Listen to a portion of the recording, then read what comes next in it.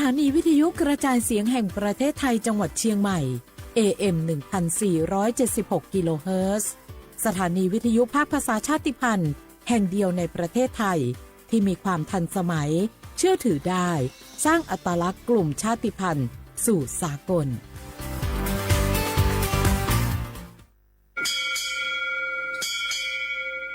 โอโบดะจ้าโอเบชเปอร์เหมือซุงคาปอกว่าย้อซงอุดูธรรมาสถานีวิทยุภาษาชาติพันธุ์แห่งเดียวในประเทศไทยทันสมัยเชื่อถือได้แล้วพบกันที่สวทเชียงใหม่ AM 1476 กิโลเฮิรตซ์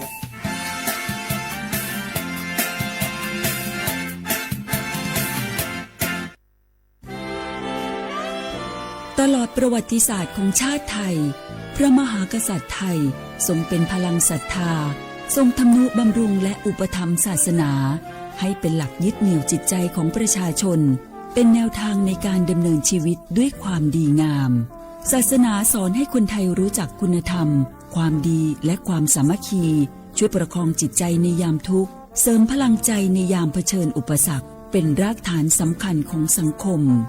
ด้วยพระบารมีแห่งพระมหากษัตริย์และศาสนาอันเป็นที่พึ่งทางใจคือพลังศรัทธาที่ล้อมรวมคนไทยทั้งชาติสู่ความมั่นคงสงบสุขและยั่งยืนตลอดไปร่วมเสริมสร้างความรักในสถาบันหลักของชาติโดยสำนักงานประชาสัมพันธ์ที่ 3 กรมประชาสัมพันธ์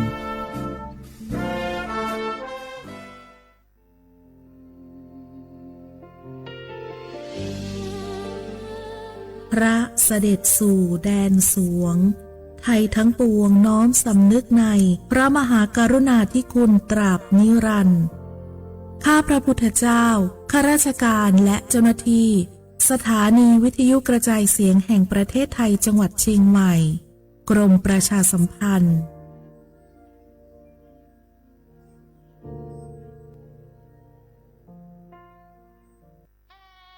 คืน11 มิถุนาฟ้าร่ำไห้ประชาไทยวิปโยคโศกทวินกราบพระบาทอำลาน้ำตารินน้อมใจจินรำลึกพระกรุณาธิคุณน้อมสำนึกในพระกรุณาธิคุณข้าพระพุทธเจ้าคณะผู้บริหารข้าราชการและเจ้าหน้าที่สถานีวิทยุกระจายเสียงแห่งประเทศไทยกรมประชาสัมพันธ์สารคดีแสงเพชรส่องล่าเจ้าฟ้าพัชรกิติยาภาตอนยุติธรรมนำสุขในฐานะที่ทรงสำเร็จการศึกษาด้านกฎหมายและทรงเป็นอัยการสมเด็จพระเจ้าลูกเธอเจ้าฟ้าพัชรกิติยาภานเรนทิราเทพยวดีกรมหลวงราชสารินีสิริพัฒน์มหาวชิรราชธิดาทรงให้ความสำคัญกับหลักการความยุติธรรมเป็นอย่างยิ่งทรงมุ่งมั่นที่จะพัฒนาวงการกฎหมายให้เป็นที่พึ่งของประชาชนโดยเฉพาะอย่างยิ่งผู้ได้โอกาสให้เข้าถึงกระบวนการยุติธรรมได้อย่างเท่าเทียมทรงใช้ความรู้ความสามารถอย่างเต็มที่ในการให้คำแนะนำทางกฎหมายแก่ผู้ที่ต้องการความช่วยเหลือทรงเป็นผู้ผลักดันให้เกิดโครงการกำลังใจในเรือนจำซึ่งเป็นการเปลี่ยนแปลงทัศนคติของสังคมต่อผู้ต้องขังหญิงและเด็กติดผู้ต้องขังทรงเห็นว่าผู้คนเหล่านี้ควรได้รับโอกาสในการเริ่มต้นชีวิตใหม่และไม่ควรถูกตีตราจากสังคมทรงริเริ่มโครงการและผลักดันให้เกิดการปรับปรุงกฎหมายหลายฉบับเพื่อให้สอดคล้องกับสถานการณ์ของสังคมและคุ้มครองสิทธิของประชาชนได้อย่างแท้จริงพระองค์มีพระวิสัยทัศน์ที่กว้างไกลและทรงตระหนักถึงปัญหาในกระบวนการยุติธรรมทรงเชื่อมั่นว่าการสร้างความยุติธรรมให้เกิดขึ้นในสังคมจะนำมาซึ่งความสงบสุขและความเจริญอย่างยั่งยืนด้วยพระปรีชาสามารถด้านกฎหมายของสมเด็จพระเจ้าลูกเธอเจ้าฟ้าพัชรกิติยาภานเรนทิราเทพยวดีกรมหลวงราชสารินีสิริพัฒน์มหาวชิรราชธิดาทรงนำพาความยุติธรรมสู่สังคมเพื่อช่วยเหลือผู้ได้โอกาสให้ได้มีโอกาสอย่างเท่าเทียมน้อมรำลึกถึงพระองค์ พระผู้ทรงเป็นแสงแห่งความยุติธรรมในดวงใจ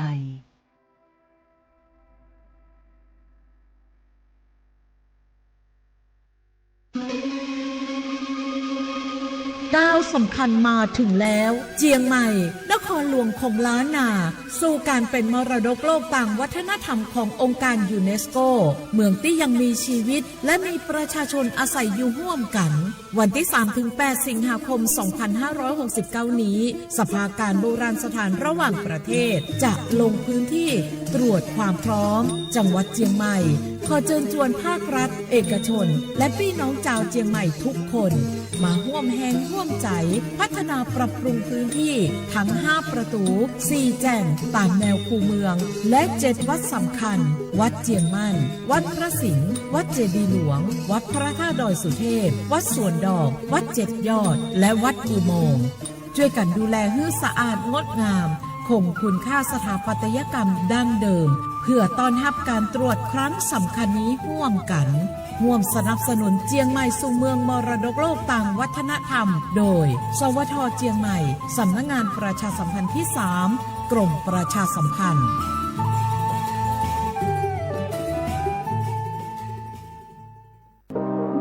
ร่วมเป็นเจ้าภาพงานระดับโลกจัดขึ้นในประเทศไทยการประชุมสภาผู้ว่าการกองทุนการเงินระหว่างประเทศและกลุ่มธนาคารโลก 12-18 ตุลาคมณศูนย์การประชุมแห่งชาติสิริกิติ์ด้วยแนวคิดโลกทัศน์ใหม่ของไทยเพิ่มศักยภาพคนสร้างภูมิคุ้มกันในโลกที่ท้าทายมาร่วมเป็นส่วนหนึ่งของการประชุมครั้งประวัติศาสตร์เพื่อปรับตัวสู่อนาคตร่วมกันอย่างมั่นคง30 บาทรักษาทุกที่เจ็บป่วยเล็กน้อยอาทิมีไข้ไอเจ็บคอปวดข้อเจ็บกล้ามเนื้อใช้สิทธิ์บัตรทอง30 บาทปรึกษาเภสัชกรและรับยาตามอาการ32รายการไม่เสียค่าใช้จ่ายเพียงยื่นบัตรประจำตัวประชาชนที่ร้านยาที่มีสติกเกอร์30 บาทรักษาทุกที่หรือร้านยาคุณภาพของฉันให้บริการดูแลอาการเจ็บป่วยเล็กน้อยสอบถามเพิ่มเติมโทรสายด่วนสปสช1330 24 ชั่วโมง30 บาทรักษาทุกที่เจ็บป่วยเล็กน้อยอาทิมีไข้ไอเจ็บคอปวดข้อเจ็บกล้ามเนื้อใช้สิทธิ์บัตรทอง30 บาทปรึกษาเภสัชกรและรับยาตามอาการ32รายการไม่เสียค่าใช้จ่ายเพียงยื่นบัตรประจำตัวประชาชนที่ร้านยาที่มีสติกเกอร์30 บาทรักษาทุกที่หรือร้านยาคุณภาพของฉันให้บริการดูแลอาการเจ็บป่วยเล็กน้อยสอบถามเพิ่มเติมโทรสายด่วนสปสช1330 24 ชั่วโมง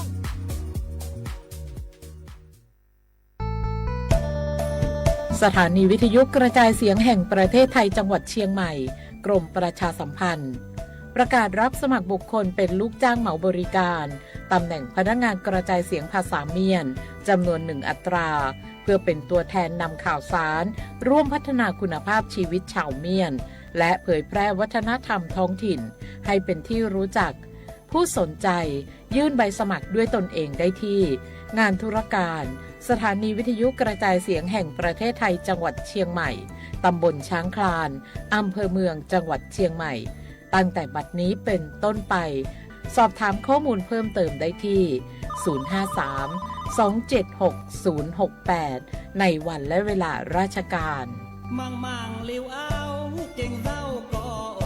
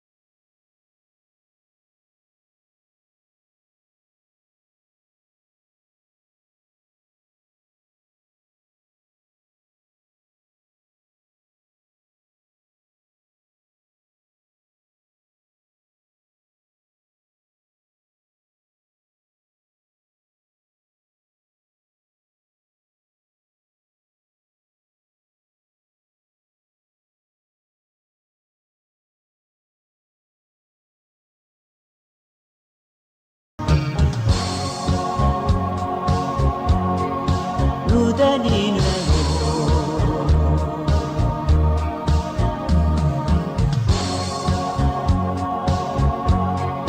လူတဲ့ညီနွယ်ကို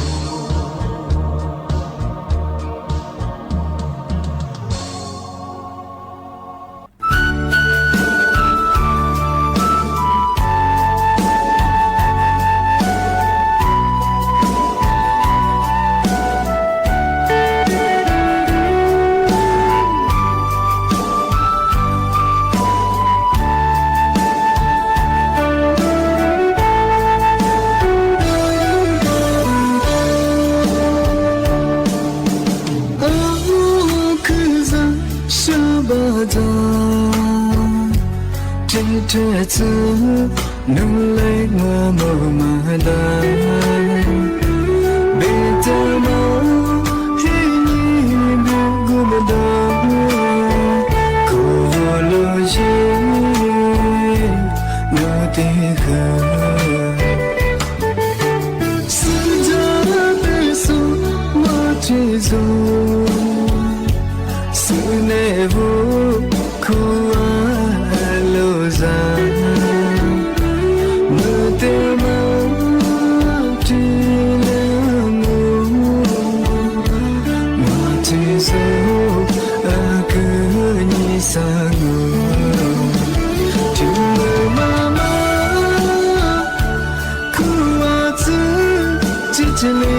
是的对，天天你把孤独我马走，孤单别看的咱们，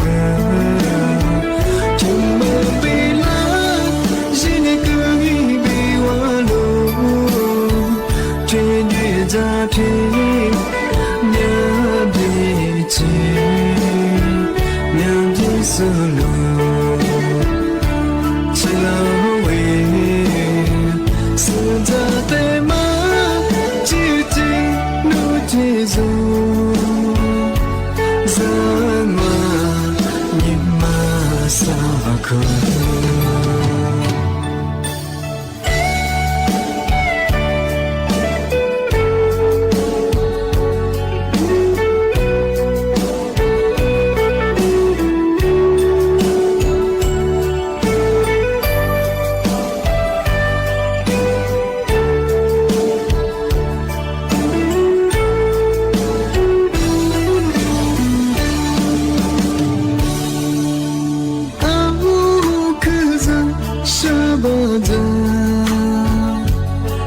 这次努力我冇买单，别的梦是你不顾不到，可路线有点黑，是这的路我去走，是那步苦啊。我的梦停了我接受阿哥你杀我，就妈妈苦啊子，自己累累是的对，这次你妈鼓动我妈走。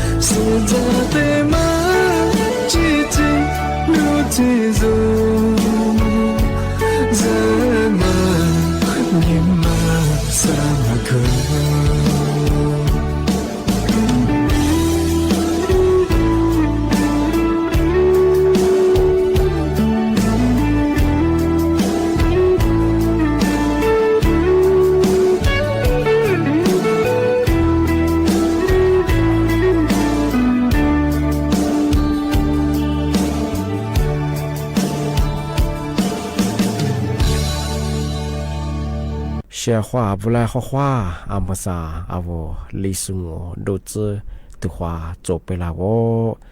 อาวลิสุงโอปากกากุงโอปัญญาสถานีวิทยุกระจายเสียงแห่งประเทศไทยจังหวัดเชียงใหม่สำนักงานประชาสัมพันธ์ที่3กรมประชาสัมพันธ์โง่แน่ๆโฉมโมควาญีจิโมติควาโดที่มูลงโง่ปัญญาหนีโมควาญีสามโมที่ยมาหนีควาดัวแน่ๆที่ควาที่มูลที่ควานาทีเนียควาญีนาเนียเสือโดจ้าวิทยุโดยจะมาโงปัญญายีระบบยาระบบ AM ยีครึ่งความถี่โงปัญญากว่าที่ตัวลิฮาชิตโชว่าโจญาโดละอาตินทาวระบบไลฟ์สดคือว่า Facebook ยีเพลงว่าคือสวทเชียงใหม่ AM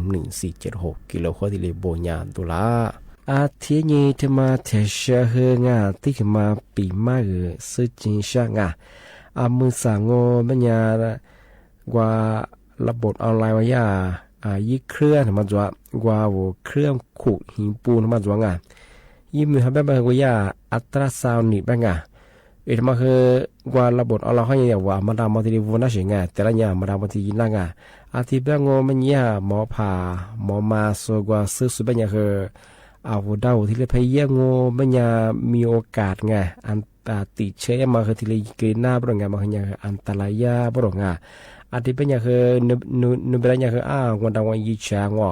เอาคุยยี่มาเชื่อผู้บ่าวคือไปใหญ่ยาเป็นยังไงนึกว่าเครื่องขูดหินปูนมาแต่ละอย่างนึกกว่าด้วยว่าคืออย่างอาทิตย์ยาเป็นยังไงทำไมคืออย่างคือ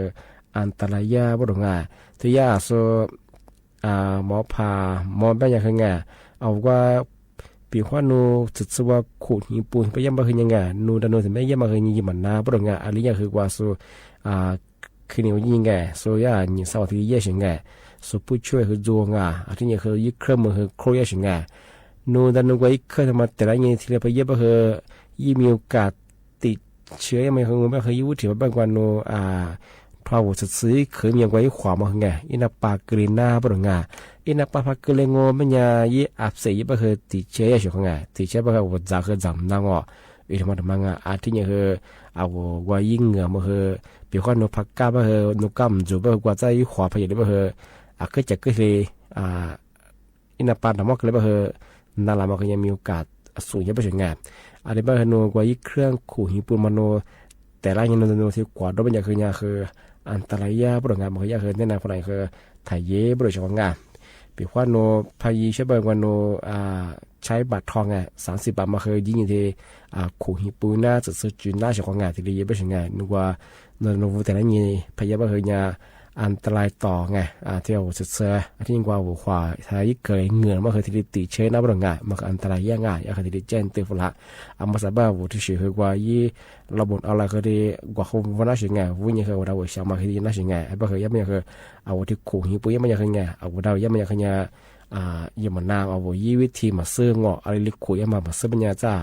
ยี่ชุดเลยบ้าคือขวานานเลยบ้าคืองอจะซื้อเบียร์มาคือจูงอาจจะว่าติดเชื้อบ้าคือนู้จะเพียจุดด้วยบ้าคือกินได้ใช่ของไงคือยาแจ้งตัวฝรั่งมาคือเนี่ยคือปีก่อนนู้จะพักคุยเชื่อพักกินเชื่อบ้ากว่าโรงพยาบาลคุยยามแบบชื่อว่าคลินิกยิงประกาศสักคนอยู่ซูเปอร์ยี่เบอร์หน้างอที่ว่าบัตรทางอยู่ซูเปอร์ใช้สิทธิ์30 บาททีเดียวอันนี้ขูดนี่ปุยน่างานมาคือมาทีเดียวปีมากทีเดียวสุดยอดช่างที่นี่กว่าบัตรทองอยู่สูงมันยังไงเธอบัตรทอง30 บาททำงานมาเคยเอากว่าปีขวัญโนขูดหินปุยพยังมันยังไงมาเคยที่ขูดมาซาขวาที่เลยอยู่หน้าไปยังไงมาเคยฝึกบ่งยังไงเธอใช้สิทธิ์บัตรทองรักษามังที่นี่ที่สมังโงมันยังไงมาเคยเอารัฐบาลก็ลาเธอบัตรส่งมาคนได้ยากว่าเที่ยวจะจะมาไงยุบปอวุโซดงอกว่าผิดกฎหมายยาเพราะว่าวุโซที่กว่าติลิขสิทธิ์ยามาดงอยาจะจะมาซูมมันก็ไม่คือเพียพาซ้อนยาคืออะไรที่ล้าซาเชียมาสุดที่ซูมบดงที่จะจะมาถึงอันนี้คดีเขาเป็นยาคือที่ยาซาซึกุคดีที่จัวไปถึงที่กว่ายาระบบออนไลน์ข้อนี้อย่าเมื่อมาซูมมาจะมาโง่ไม่ยาคือ是什么事情的做么的มีอย่างนี้ก็ไม่ใช่เธอบอกว่าวุฒิปื้ดสุดดวงเชนพูที่นี่ ครีนบำรุงผิวไงอาทิยังคือวิตามินงอที่ยังคืออาหารเสริมไงอาทิยังว่าอุปกรณ์มือถือหรือคือ做สิ่งที่มาคือว่าผิดกฎหมายมาถึงว่าสินค้ายุบปองอาทิยังว่าติลิขสิทธิ์มาถึงสิ่งที่ถึงบางวันเนี่ยถือว่ายี่ล้างวันซุ่มมาถึงกับสกัมเมียตระน้ำแบ่งไงเราได้เชียเนี่ยเมื่อบางวันเนี่ยคือจะสักอย่างมาเป็นอย่างไรล่ะโชว์แชร์มาสักทีเดียวซูมมาเช่นไงมีอันนี้ว่าไม่ใช่เธอเคลื่อนนานไงว่าเธอจะข้อนี้ขวาก็จะแชร์แล้วงอจะขึ้นเป็นเอาหุ่นแบบชิมเป็นไงทำไมเห็นจ้ะที่นี่บิชิมซื้อตรงว่าติลิขสิทธิ์มาตรงสูตรแต่ละนี้ก็ปีมาตรงที่นี่คือเครื่องประดับตรงเครื่องประดับเท่าว่านับปูดูว่าสร้อยคอตรงอะไรนี่เกิดตรงที่ชื่อไงมีอะไรชื่อไงที่นี่กว่าอะไรลบโยงไงที่ว่าเราต้องบอกชาโดตัวแต่ตรงที่ชื่อตัวไงที่มันติดลิขสิทธิ์มาที่นี่กว่าผิดกฎหมายมาตรงกว่าเพื่อนบ้านตรงกว่าสุดที่ประเทศเพื่อนบ้านคอยเตือนอยู่แล้วsoโคตรเตือนอยู่แล้วsoไงกว่าผิดว่าเขาว่าหนีภาษีมาได้ชื่อไงจะสักจะมาพวกมันไม่เคยว่าติลิขสิทธิ์มาผิดกฎหมายมางอดิ้งว่ายุบปอด้วยสิ่งไงมันก็ยังผิดกฎหมายสิ่งไงที่ไม่เคยเพียพอสอบไม่เคยยากรู้มีอะไรโฉดแสงอจะสิ่งที่รู้ว่าสิ่งไงที่เป็นอย่างปีว่าที่สิ่งที่ว่าพายงอเป็นอย่างพายทุ่งงอเป็นอย่างยี่โต้ไงอะไรว่าจะสอนอะไรบางอย่างที่ว่าจำหน่ายสินค้าไงปีว่าจะสักจะมาพาวัวงอเป็นยังไงกว่ายุบปองที่ยังเครื่องหมายสินค้าด้วยสิ่งไงยุบปองคูบิฮับเบลก็มันยังคือลีคูซคือยังมาคือลีคูซบิเบลงที่ยังคือผู้บัตรบัวโคจาบางมันยังคือมียังคือลีเซบัตที่โคจาที่ยังมันก็ชื่อโคจาผู้บัตรคือโคจางอโคบิเบลสิ่งไงทำไมคือที่มางนี่มาถึงมางอเป็นยังปีขวานจะสุดจะมาโนวูจะมาบอกว่าเลมเมอร์ลิขสิทธิ์ไงส่วนลิขสิทธิ์ส่วนยินแต่ละขูยันก็ปีมาตรงกันมันยังคือยี่โทษสูงยังไงจำคุกไม่เกิน4 ปีบ้างไงว่าคูบิไม่มาขยันลีขูดสืบเบี้ยที่นี่คือผู้บาดเจ็บโคจาไม่ขยันลาเหตุแสนสติโคจาตรงที่นี่คือโคจางคูบิเบี้ยชิงที่เป็นยาวยิ่งสุดท้ายบางมาคือที่ถ่ายเยงโนกว่าสินค้าจะสัจมายิ่งปอวัวมาที่กว่าติดลิขสิทธิ์มาตรงกว่าหนีภาษีมาตรงกว่าแต่จะได้วัวมันผิดกฎหมายมาคือถ่ายเยงพายบ้านเนี่ยมาจะดังลีขุดซื้อเบื้องยี่ผู้บ่าวคือสีแสงเหตุแสงลีแสงสติวัวเบอร์ชิงถ่ายเยอะของที่วัวคือยิ่งสุดที่ตรงตัวจริงยิ่งวุ้สุเห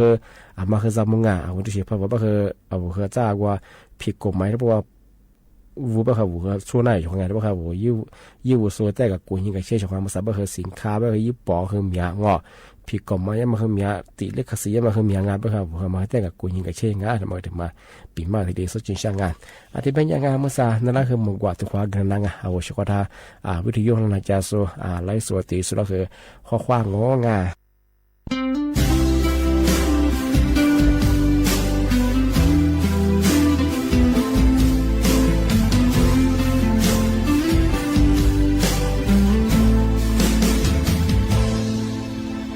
阿达比我的努哈加马的，我罗摩尼尼玛西，我苗表明努贝都阿扎扎起喽，努门的光我的尼罗罗表明，努尼玛关那，苏的尼那贝。努尼玛比努尼阿只年我的忙呀呗，我努尼的高比嘞，我只有的米里更好，阿门古古我命，努的马尼努，我努尼的高比嘞。我只有的米里更好，阿门们共不暖米，我的米亮哎。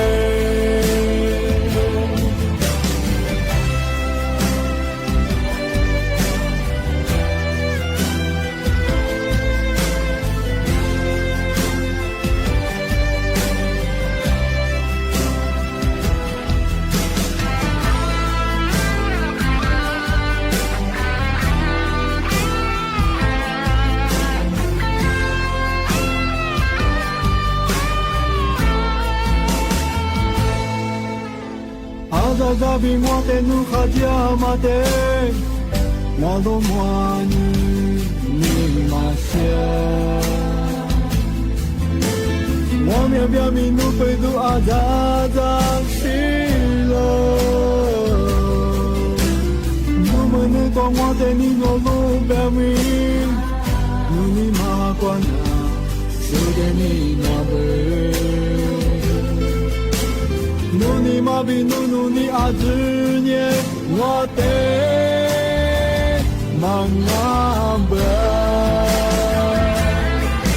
我努尼的高个嘞，我只有的米里更好，阿伯姑姑我命，努的玛尼努，我努尼的高个嘞，我只有的米。阿们姑姑那米，我的米亮哎，我努你的高个嘞，我提有的米里更好。阿们姑姑我米，努的玛尼努，我努你的高个嘞，我提有的米里更好。阿们姑姑我米，我的米亮哎，阿们姑姑我米，我的米里住。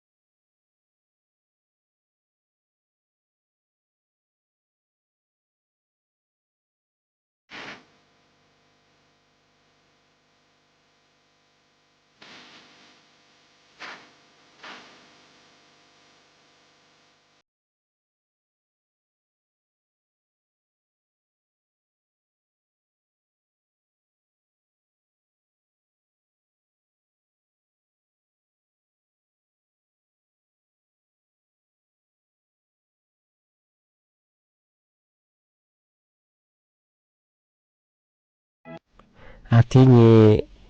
นาราคือมาแจ้งเตือนอีกใช่ไหมว่าบางงานอมสยาสำนักงานตำรวจคือประกาศแจ้งเตือนฝรั่งมาคือจามโมปรงอมสังก็เป็นอย่างคือกว่ากลุ่มมิชาชีไงลาโซมาคาโซแปลว่าอะไรไงว่าเกิดโซอมสังว่าชายแดนกัมพูชาถ้าพูดว่าไงเถอะสถานการณ์ว่าฟัวมังอันนี้ก็คือนาซูดงชิซูโจชิงอันนี้ก็คือที่กลุ่มมิชาชีพผมก็คือบัญชีธนาคารสายิงงอนยาเจ้าหน้าที่รัฐบาลแบงก์ยิงอมาสัญญากว่านอมือคือถ้าพูดว่าโฟโซนาโซชิโซที่ยีจอกอาทิตย์นั้นแม่ก็คืออาจจะวัวมาที่โรงจากสิ่งมาวัวมาที่บริจาคมาคือจวบเป็นยังไงมาบริจาคใช่มาโอนใช่ไหมทางบัญชีว่าที่โอ้ฝรั่งเป็นยังที่จวบเสียช่วงงานอาทิตย์แบบมันยังเคยแย่แบบมันยังเคยช่วงงานมาเคยแต่กับกุญยิงกับเชี่ยแบบงานบัญชีมาคือยังเคยบัญชีส่วนตัวจวบคือจวบเสียงาน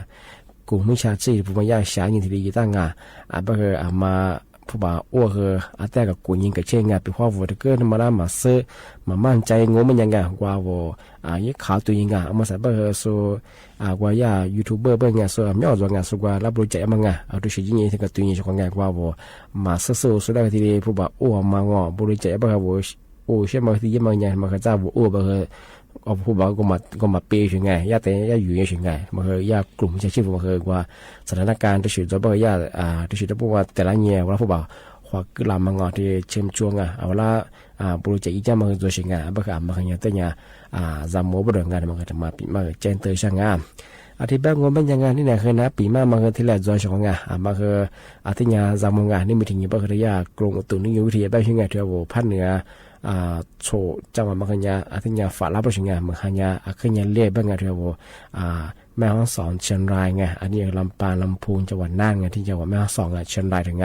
อันนี้ฝรั่งจะบอกเป็นไงที่เนี่ยบอกว่าสมมติจะสัวหากเกิดโดนสิบไงมันหาเรียบแบบหลุดชิบไงอันนี้ละมันละวันยังไงจะกลัวที่เกิดตัวแบบจะกลัวคือมาข้างว่ามาข้างเรียบแบบจะกลัวเนี่ยเชียจะกลัวรุ่นเหลือแบบหลุดชิบเนี่ยคืออันตรายยังว่าจะกลัวรุ่นเหลือแบบหลุดพูยมาตรงอ่ะที่มาที่กินนั่งมันก็ที่เนี่ยจะมองช่องอันที่เป็นเนี่ยอาจจะทำมูลงหนีมั่วควานี้สามมั่วถึงความมูลควาช่องที่ไหนแบบนะปีมามันก็ที่แหลมจงเอาลิสุงปากกากูแบบนี้เนี่ยถ้าสวทเชียงใหม่ถ้าจิ้มคนละดาวที่เงี้ยเนี่ยแบบสมมุติว่านี่จิ้มมือถือดูที่มือเราเป็นยังไงถ้าหนีมือว่านี่สามมือที่ตัวอย่างเอาจากว่าวิธีนั้นจะสู้ไล่สวัสดีสุดก็คือบุ้งงานนั่นก็คือจะชี้จะมาพูดจะชี้จะว่ากับเนี่ยว่าจริงนั่นจะเป็นอะไรตัดสุดเจทีนี้ก็ทีนี้ว่าคือด้วยคืองอะไรกว่าเยอะคือยีอะไรเยอะคือข้อความนี่เปลี่ยนยี่กล้วยเจจากของแบบจะสมุนละหนีมือว่านี่สามมือถึงความมือหลักของนี่เนี่ยแบบนะทัศน์เนี่ยเจ้าของเอาจากว่าคือบุ้งข้อความสวัสดีครับ你笑呀，昨白么呢？天天下着一天呀，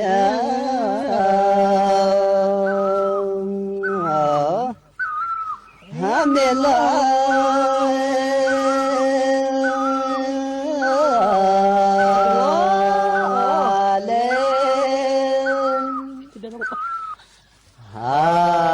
你这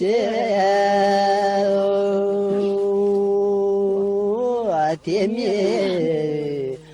我老了，也是自你想天嘛那，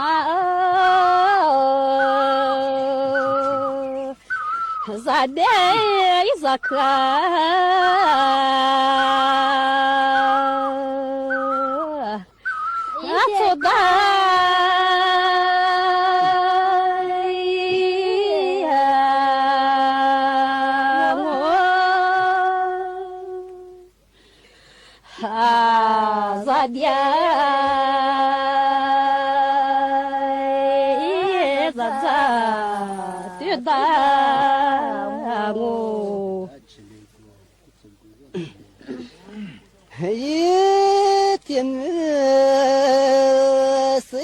你笑着就这个天天是一直在。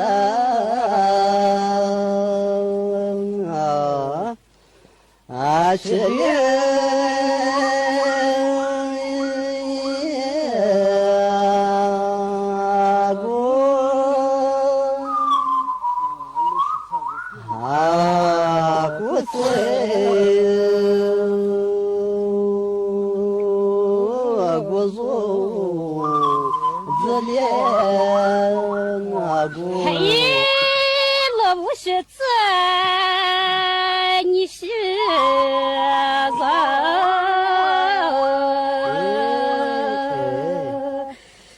你是的，你是菜一副饼，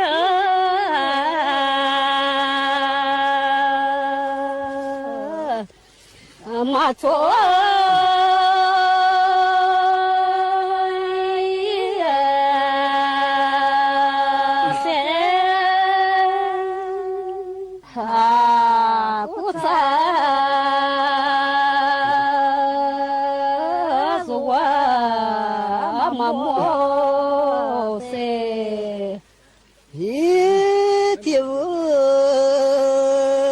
别马达几件一小肉啊，马鞍那你是马莫一撒家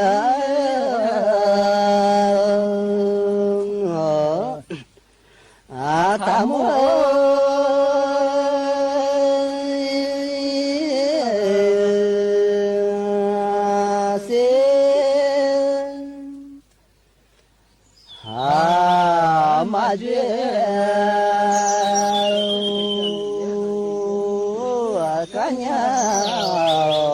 他这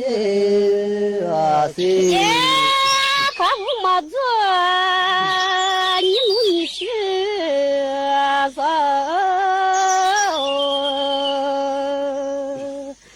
啊，你别瞎也没命。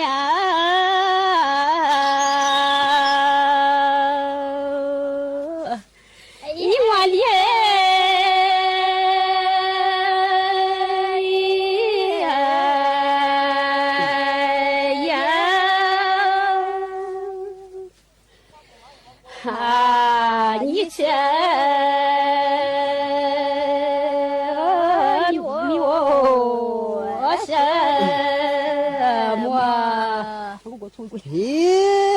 这河若别马达几件你是若啊，这次我提的一提着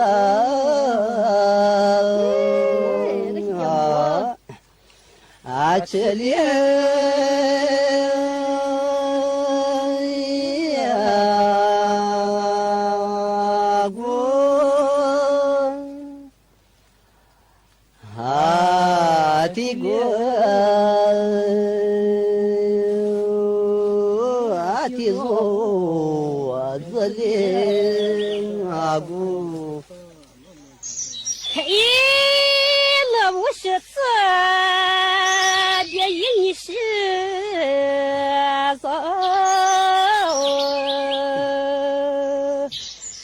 爸爸，你干啥？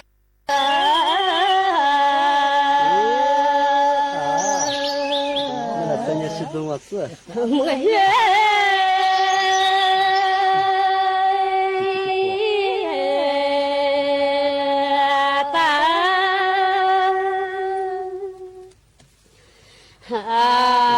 妈妈。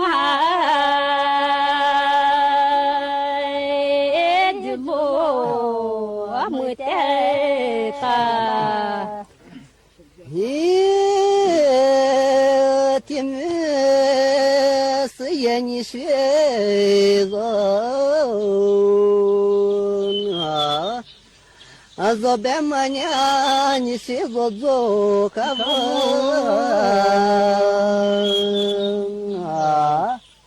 啊嘛做。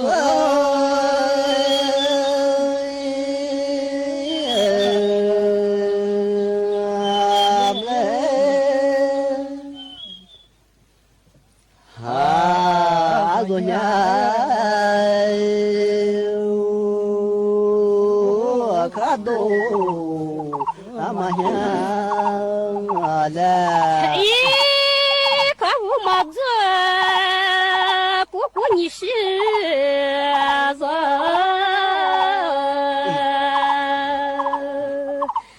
里做怕。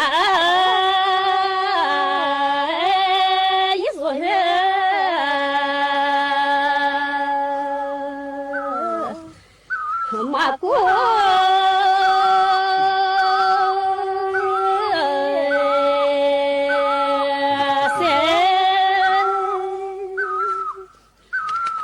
哈做马做的马手噻，嘿，这是阿子怕别人你是后嘛，是也俺们吃走一面做，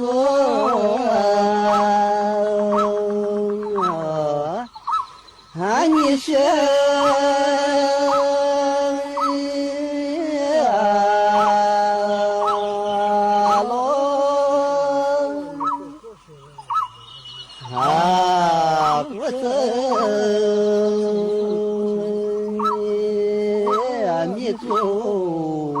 也是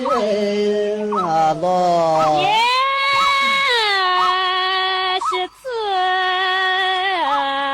走，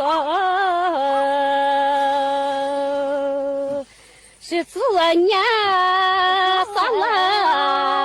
100个，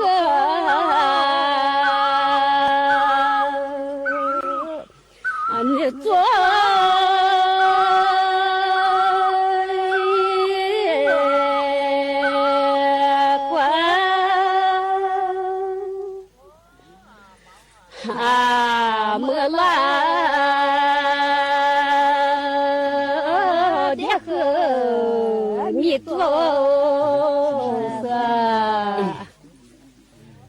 年年路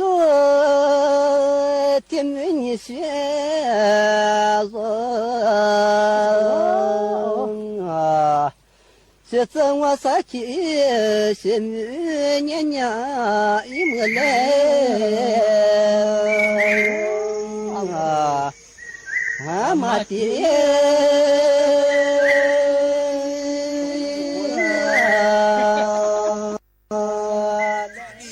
กระจายเสียงแห่งประเทศไทยและเครือข่ายทั่วประเทศเสนอข่าวต้นชั่วโมง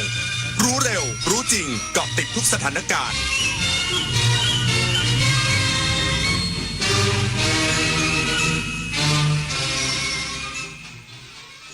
รับฟังข่าวต้นชั่วโมง 15 นาฬิกากับธิติมาอินกล่ำค่ะ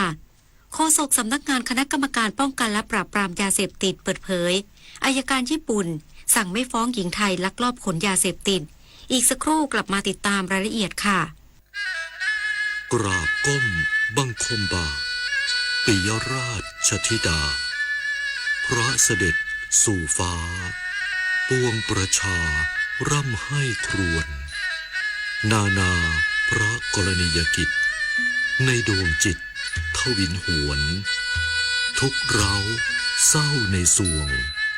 พระคือดวงใจไทย